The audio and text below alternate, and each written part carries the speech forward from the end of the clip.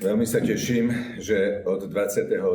oktobra do 3. novembra v Peugeot Arene Národného tenisového centra usporiadame 25.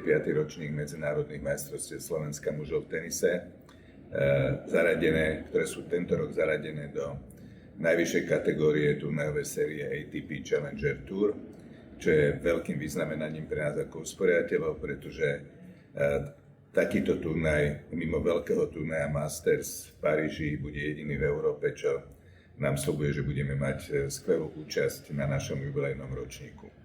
Už teraz môžem potvrdiť, že v hlavnom pavuku máme 8 hráčov prvej svetovej stovky, z ktorých 6 sú aktuálni víťazi turnajov ATP Tour, to znamená, sú to hráči najvyššej medzinárodnej úrovni, na čele napríklad s Borna Čoričom alebo Čumhurom, ktorí vyhrali po 3 turnaje ATP Tour. Veľmi zaujímavé mená máme aj v kvalifikácii, kde štartujú vynikajúci hráči, alebo kde sú prihlásení vynikajúci hráči na čele s Kejom Nishikorim, Grand Slamovým finalistom a víťazom 12 turnajov ATP Tour, kde je ešte veľká šanca, že sa posunie do hlavnej súťaže. Ale ozdobou turnaja by boli aj Brit Evans alebo Rus Karatsev, ktorí dosiahli na hlavnom okruhu už radu vynikajúcich výsledkov.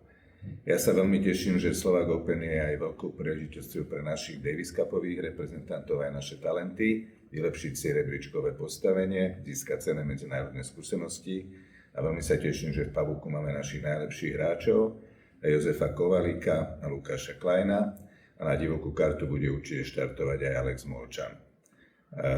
Príležitosť dostanú aj naši mladí hráči, ktorí sa pomaly predierajú v rebríčku nahor, ako sú Lukáš Pokorný, Miloš Karol. A tesne pred turnajom sa rozhodneme, kto bude štartovať v hlavnej súťaži a kto bude štartovať v kvalifikácii. Na záver by som rád poďakoval aj partnerom, bez ktorých by sme takýto turnaj nemohli usporiadať. Takže špeciálne ďakujem generálnemu partnerovi Slovenského tenisového zväzu Typosu, ale aj ostatným partnerom, ako sú Slovakia Travel, SPP alebo Coop Jednota. Na záver by som chcel všetkých tenisových fanúšikov pozvať do Národného tenisového centra od 28. oktobra do 3. novembra na skvelý mužský tenis a ja verím, že sa dočkáme podobných príjemných prekvapení, ako nám na Slovak Open pripravili naše mladé talenty Mia Polhanková a Renata Jamrichová.